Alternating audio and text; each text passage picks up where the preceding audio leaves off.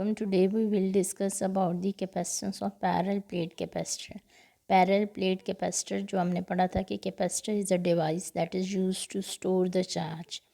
तो कैपेसिटर की capacitance means कि its ability to store the charge, कि किसी भी कैपेसिटर की कितनी कैपेसिटी है, कितनी एबिलिटी है कि वो चार्ज को स्टोर कर सके. तो आज हम इसका mathematical expression, mathematical formula of the capacitance for parallel plate capacitor. Parallel plate capacitor means के कैपेसिटर की दो प्लेट्स होंगी जो कि एक दूसरे के पैरेलल हमने प्लेस की हुई हैं. एक हम पैरेलल प्लेट कैपेसिटर ले लेंगे और उसमें से जो प्लेट का एरिया होगा उसको हम किससे रिप्रेजेंट करेंगे, कैपिटल ए से रिप्रेजेंट करेंगे. और जो डिस्टेंस है वो किससे, डिस्टेंस जो होगा दोनों प्लेट्स के दरमियान उसको डी से रिप्रेजेंट करेंगे. और डिस्टेंस हम कैसा लेंगे, डिस्टेंस हम बहुत ही स्मॉल लेंगे. किस लिए स्मॉल लेंगे, दोनों प्लेट्स का मतलब है क्लोजली एक दूसरे के साथ हमने प्लेस की हुई होंगी ताकि हमारे पास मिडल में जो इलेक्ट्रिक फील्ड है वो यूनिफॉर्म रहे और मिडल वाले एरिया में मोस्टली इलेक्ट्रिक फील्ड मौजूद हो. अब सिंपल जो फार्मूला हम ऑलरेडी पढ़ चुके हैं, जो कैपेसिटर की इक्वेशन थी Q equals to C V, यहाँ से हम कैपेसिटेंस की क्या वैल्यू लिख सकते हैं, C equals to Q by V. C की बेस में VAC लिखा हुआ है. इट मीन्स के ये हमारे पास हम कैपेसिटेंस किस में फाइंड आउट कर रहे हैं, वैक्यूम में. जब हमारे पास दोनों प्लेट्स के दरमियान कुछ भी नहीं मौजूद, वैक्यूम मौजूद है, तो फिर हमारे पास vacuum means nothing, no material particle is present between the plates of the capacitors. So we get the formula C equals to VAC equals to Q by V. ये हमारे पास इक्वेशन आ गई जिसमें Q चार्ज जो store हो गया capacitor को show कर रहा है और V जो है वो दोनों प्लेट्स के दरमियान जो पोटेंशियल डिफरेंस डेवलप होगा उसकी वैल्यू को रिप्रेजेंट कर रहा है. अब जो इलेक्ट्रिक फील्ड इंटेंसिटी इन दोनों प्लेट्स के दरमियान मौजूद है उसका फार्मूला हमारे पास क्या है, E equals to V by D. ठीक है, electric field intensity equals to potential difference divided by distance between the plates. और जो चार्ज स्टोर हो रहा है कैपेसिटर के ऊपर उसके लिए हमारे पास फार्मूला सरफेस चार्ज डेंसिटी का हम फार्मूला यूज़ करेंगे. Surface charge density sigma equals to Q by A, charge per unit area. ये हमारे पास किसका फार्मूला होता है, चार्ज डेंसिटी का, सरफेस चार्ज डेंसिटी का. Sigma equals to Q divided by A. तो इन फार्मूलों को हम यूज़ करते हुए E equals to V by D, sigma equals to Q by A and capacitance equals to Q by V, हम इसका एक्सप्रेशन जो है वो फाइंड आउट करेंगे.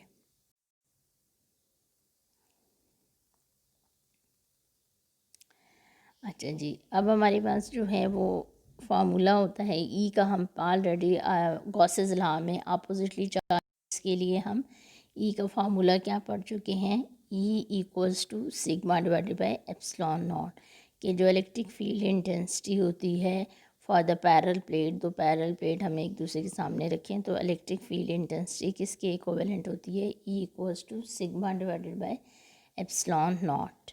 अब इस फार्मूले को हम यूज़ करते हुए हमारे पास जो लास्ट इक्वेशन थी वहाँ पे हमारे पास E की बजाय हम क्या लिख देंगे, V डिवाइडेड बाई डी. और हमारे पास E किसके इक्विवेलेंट है, इसमें हम वैल्यू पुट करेंगे इसी इक्वेशन में. E की बजाय हमने जो E की क्या वैल्यू होती है, V बाई डी. ये जो एक्सप्रेशन है E equals to sigma divided by epsilon naught, इसमें हम E और सिग्मा की वैल्यू पुट करेंगे. E की वैल्यू क्या है, V डिवाइडेड बाई डी, और सिग्मा की वैल्यू क्या है, Q डिवाइडेड बाई ए. तो हमारे पास जो ये फार्मूला था E equals to sigma divided by epsilon naught, अब ये किस में तब्दील हो गया, E की बजाय V बाई टी आ गया और सिग्मा की बजाय Q डिवाइडेड बाई ए आ गया, और एप्सिलॉन नॉट तो डिनोमिनेटर में एज इट इज़ है. तो हमारे पास V by D equals to Q divided by A epsilon naught equivalent आ गया. अब हमारे पास फार्मूला जो होता है कैपेसिटेंस का इन वैक्यूम, वो किसके इक्विवेलेंट होता है, Q बाय V के. तो इक्वेशन 12.49 को हम सिंप्लीफाई करेंगे.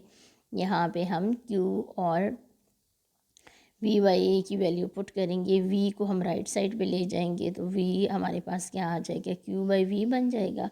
और जो लेफ़्ट राइट साइड पे डिनोमिनेटर में ए एप्सिलॉन नॉट है उसको हम लेफ़्ट साइड पे ले जाएंगे तो हमारे पास क्या बन जाएगा, A epsilon naught divided by D. तो A epsilon naught divided by D equation 12.49 के अकॉर्डिंग किसके बराबर आ गया, क्यू बाई वी के। तो ये जो क्यू बाई वी की वैल्यू हमने फाइंड आउट की है, ये कहाँ से फाइंड आउट की है, 12.49 इक्वेशन से की है। सिंपल, हमने वी को राइट साइड पे ले आए हैं और ए एप्सिलॉन नॉट जो डिनोमिनेटर में था उसको हम लेफ़्ट साइड पे ले गए हैं। तो जो हमारे पास फार्मूला था C equals to vacuum Q divided by V, अब क्यू बाई वी की बजाय हम क्या लिख लेंगे, A epsilon naught divided by D. तो ये हमारे पास कैपेसिटेंस का फार्मूला आ गया फॉर पैरेलल प्लेट कैपेसिटर, जो कि हमने वैक्यूम में फाइंड किया है। तो V C equals to A epsilon naught divided by D is the formula for the capacitance of parallel plate capacitor when we find it in a vacuum. अच्छा जी, अब अगर हम वैक्यूम की बजाय कोई insulating material plate of capacitor के middle में प्लेस कर देंगे, कोई भी हम इंसुलेटर जब हम प्लेट्स के दरमियान पैरेलल प्लेट कैपेसिटर के दरमियान प्लेस कर देते हैं तो उस इंसुलेटिंग मटेरियल को हम क्या नाम देते हैं, डाइइलेक्ट्रिक का नाम देते होते हैं। और उसके लिए फिर फार्मूले में हम एक और टर्म ऐड करते होते हैं जिसको हम एप्सिलॉन आर से लिखते होते हैं और जिसको हम कहते हैं it is a relative permittivity, या इसका दूसरा नाम हमने क्या पढ़ा था, डाइइलेक्ट्रिक कांस्टेंट। ये एप्सिलॉन आर को डाइइलेक्ट्रिक कांस्टेंट कहते हैं या रिलेटिव परमिटिविटी कहते हैं। तो इस वजह से जब हम डाइइलेक्ट्रिक कांस्टेंट इसके अंदर एप्सिलॉन आर प्लेस कर देंगे, जिसकी वजह से हमारे पास फार्मूले में क्या चेंज आ जाएगा, जो फार्मूला हमारे पास क्या था, A epsilon naught divided by D था, तो उसकी बजाय हमारे पास क्या बन गया formula, A epsilon naught epsilon R divided by D. R relative permittivity को शो कर रहा है।